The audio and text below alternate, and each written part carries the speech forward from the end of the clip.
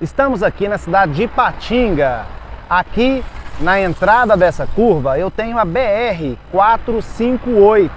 Então a gente tem essa curva que vai acessar a BR-381 em direção ao shopping e depois vai chegar ali na Avenida Pedro Linhares Gomes, conhecida como Morro da Uzipa, onde a gente tem também algumas curvas e que traz um risco muito grande para o condutor. Por que nós estamos aqui nessa curva, na ligação aqui da BR-458 com a 381? Olha só, se você observar aqui essa curva, você vai perceber que existe uma inclinação. Então hoje a gente vai entender por que tem essa inclinação, quais os critérios, quais os quesitos de segurança para calcular e determinar a inclinação da via.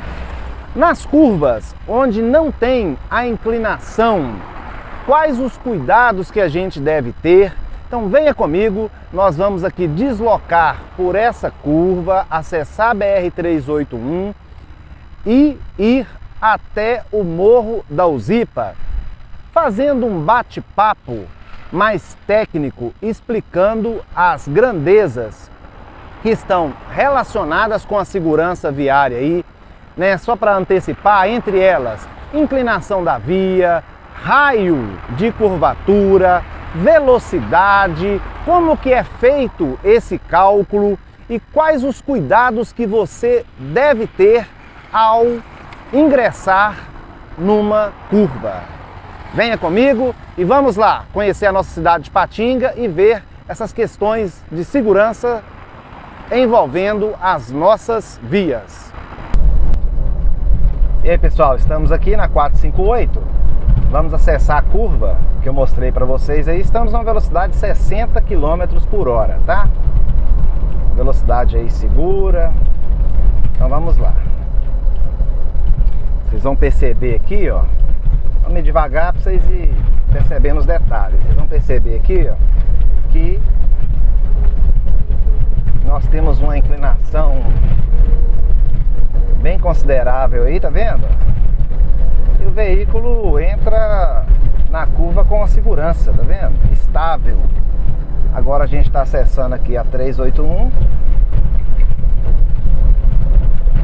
Muita irregularidade aqui nessa parte, tá vendo? Tem que ter muita atenção, principalmente, gente, os motociclistas, porque o motociclista que entrar aqui nessa parte da via com a velocidade mais alta aí, ao passar por essas irregularidades, a possibilidade de perder o controle do veículo é muito grande.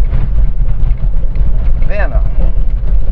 Muitas irregularidades que exigem um controle de velocidade mesmo aí, né?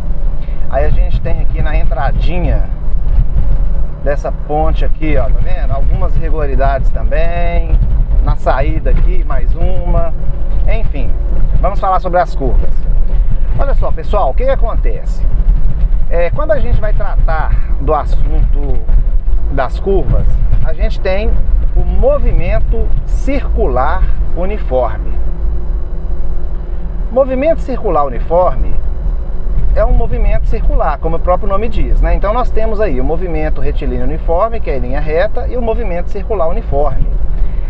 Para você entender o movimento circular uniforme, só você imaginar você pegar uma pedra, amarrar num barbante e circular, girar essa pedra. Nós temos o movimento circular uniforme. No movimento circular uniforme, o módulo da velocidade é constante, mas a direção e o sentido da velocidade varia no intervalo de tempo, vai variando ali a direção e o sentido. Então, se eu tenho variação de velocidade, eu tenho a aceleração. E aí, nesse caso do movimento circular, a aceleração, a gente chama ela aí de aceleração centrípeta. E ela é uma aceleração que tem a direção apontando para o centro da curva. Se eu tenho aceleração, eu vou ter também uma força, que é a força centrípeta, que aponta para o centro da circunferência. Então, essa força centrípeta, ela é resultante de outras forças, que pode ser um atrito, que pode ser da reação normal da superfície. Então vamos lá. No movimento circular, numa curva, eu tenho uma resultante centrípeta, uma resultante de força que mantém o corpo no movimento circular. Então, quando a gente vai analisar um segmento de curva, no caso aí da engenharia de tráfego, né? O que a gente tem? Olha só, gente, a gente tem o raio da curva, nós temos a força de atrito também e temos a inclinação da via. É possível fazer uma curva num veículo, mesmo que ela não tenha inclinação nenhuma. Por quê? Porque a força de atrito vai gerar a força centrípeta que vai manter o carro na curva. Então vamos considerar então uma curva plana, sem inclinação. Se a curva for plana, sem inclinação, quando a gente adentrar com o veículo nela, o que vai manter o veículo na curva é a força de atrito estático. A força de atrito estático, ela tem um valor máximo. Então, ao atingir esse valor máximo da força de atrito estático, o veículo ele vai sair da curva. Você não vai ter mais a resultante da força centrípeta para manter esse veículo na curva. E o que faz com que esse veículo saia da curva? É a força de atrito. Você não vai ter o atrito segurando o carro mais. Então, de acordo que você vai aumentando a velocidade desse carro, você vai atingindo próximo ao limite do atrito estático. Ao imprimir no veículo uma velocidade maior do que a máxima, o atrito vai ser vencido e o veículo sai da curva. Isso, estou considerando para vocês uma curva que não tem inclinação, ok? Então, uma velocidade aí, ó,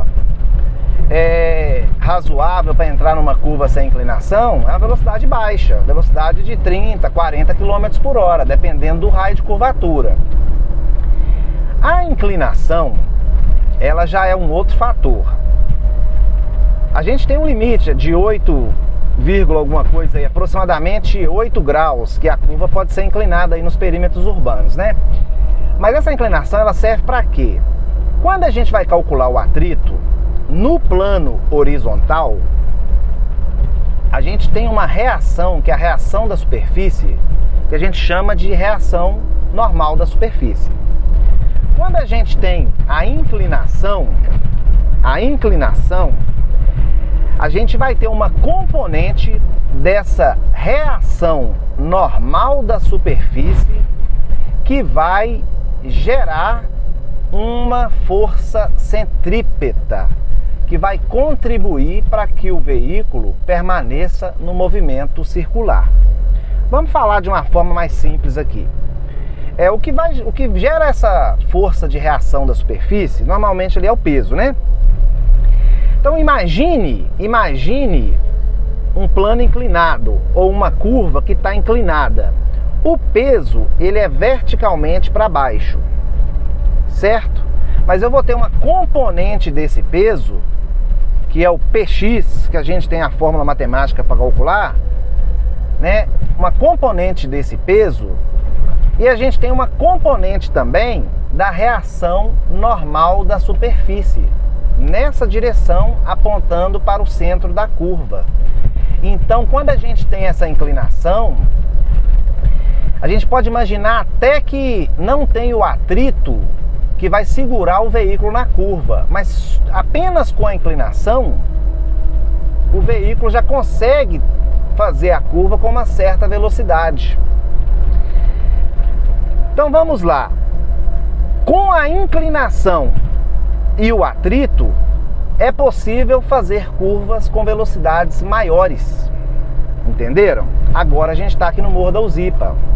Você vai perceber que a inclinação dessa curva é menor do que a inclinação da outra curva que nós mostramos. Então, para fazer essa curva aqui, o limite de velocidade ele é menor, porque a inclinação é menor. Então, a inclinação e a força de atrito é o que gera essa força centrípeta que vai manter o veículo no movimento circular. Se eu não tiver inclinação e tiver só a força de atrito, a gente consegue calcular a velocidade máxima. Só jogar na fórmula. A velocidade ela é em função do coeficiente do atrito, da gravidade e do raio de curvatura. Aí a gente define uma velocidade máxima sem que o veículo derrape. E se eu tiver inclinação, eu vou conseguir deslocar nessa via com a maior velocidade. Entenderam? Então são dois fatores importantes nas curvas aí para que o veículo tenha mais estabilidade e não derrape para fora da curva, que são a força de atrito. O coeficiente de atrito do asfalto já tem um valor constante, mas acrescentando a força de atrito à inclinação, a gente consegue uma velocidade máxima maior. Então, qual que é a dica aí? Ao adentrar em curvas, fiquem atentos, observe. Normalmente ali a gente vai ter a sinalização, né, da velocidade da via. Essas placas de sinalizações, elas já são feitas, né, o engenheiro de tráfego, ele já faz o cálculo dessa velocidade máxima. Então respeite a sinalização, gente. Vamos respeitar as sinalizações de trânsito, porque se tem uma sinalização ali na via, igual esse Morro da Uzipa aqui, a velocidade aqui é de 60 km por hora. Então se você passar nessa curva a 60 km por hora, já foi feito um cálculo que a força de atrito e a inclinação dessa curva vai ser o suficiente para que o seu veículo não derrape. É claro que tem aí as condições do pneu, né? Dias de chuva, óleo na pista e outras coisas. Mas é uma margem de segurança ali, a 60 km vai conseguir fazer a curva com tranquilidade. Se você ir aumentando a velocidade, você pode ultrapassar esse limite da força de atrito e esse limite da resultante centrípeta, e aí não depende de habilidade do condutor mais. Aí é ciência. Se você não tiver a força de atrito e não tiver essa componente da reação normal da superfície, que é gerada pela inclinação da via, o seu veículo vai sair da curva. Então a gente vê muitos sinistros de trânsito acontecendo nessa região por perca de controle do veículo.